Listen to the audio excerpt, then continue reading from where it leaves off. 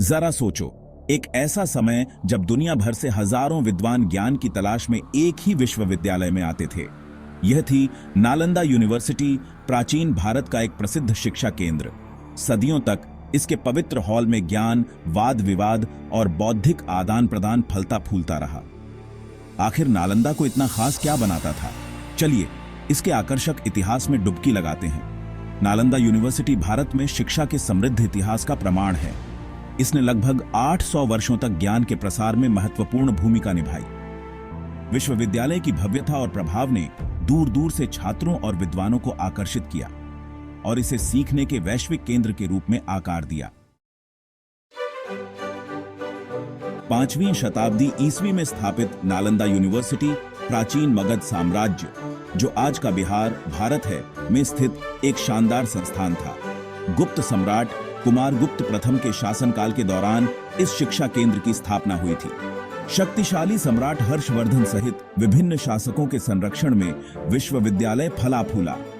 गुप्त, जो कला और शिक्षा के संरक्षक के रूप में जाने जाते हैं, उन्होंने विद्वता के महत्व को पहचाना। इसी काल में नालंदा अपने चरम पर पहुंची और उस समय के कुछ प्रतिभाशाली दिमागों को आकर्षित किया। नालंदा यूनिवर्सिटी केवल शिक्षा का केंद्र ही नहीं, बल्कि एक वास्तुशिल्प चमत्कार भी थी। सैकड़ों एकड़ में फैले इस विश्वविद्यालय परिसर में भव्य पुस्तकालय, ध्यान कक्ष, कक्षाएं और भिक्षुओं के रहने की जगहें थीं। विश्वविद्यालय में 10,000 से ज्यादा छात्र और 2,000 शिक्षक रह सकते थे। इसका प्रभावशाली पुस्तकालय, जिसे धर्मगंज या सत्य का खजाना कहा जाता है, एक बहुमंजिला इमारत थी जिसमें विभिन्न विषयों पर हजारों पांडुलिपियां रखी जाती थी। नालंदा की वास्तुकला शिक्षा और आध्यात्मिक खोज के एक आदर्श सामंजस्य को दर्शाती थी।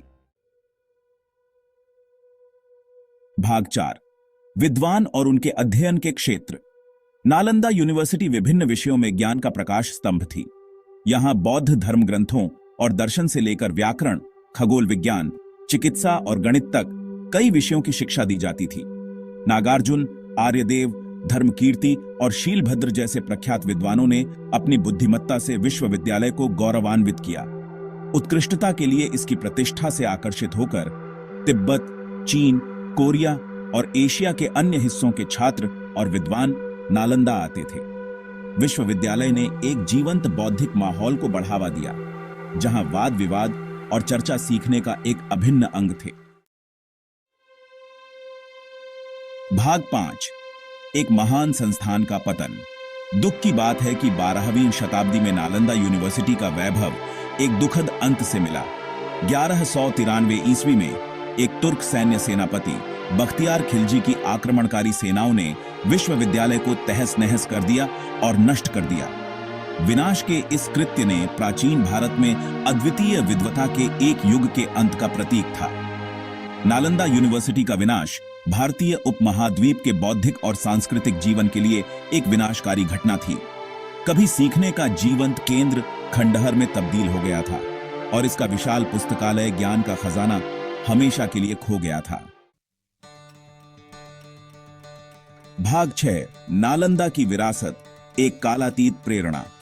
हालांकि नालंदा यूनिवर्सिटी का अंत दुर्भाग्यपूर्ण रहा, लेकिन इसकी विरासत आज भी जीवित है। यह भारत के गौरवशाली अतीत और ज्ञान की दुनिया में उसके योगदान का प्रतीक है। आज नालंदा के खंडहर यूनेस्को की विश्व धरोहर स्थल है, जो दुनिया भर के पर्यटकों और विद्वानों को आकर्षित करते हैं। आलोचनात्मक सोच, खुले संवाद और ज्ञान की खोज पर नालंदा का जोर आधुनिक शिक्षा प्रणालियों को प्रेरित करता रहता है। इसकी कहानी हमें शिक्षा की परिवर्तनकारी शक्ति और हमारी बौद्धिक विरासत को संरक्षित और पोषित करने के महत्व की याद दिलाती है। आपको क्या लगता है कि आधुनिक विश्वविद्यालय शिक्षा के प्रति नालंदा के दृष्टिकोण से क्या सीख सकते हैं?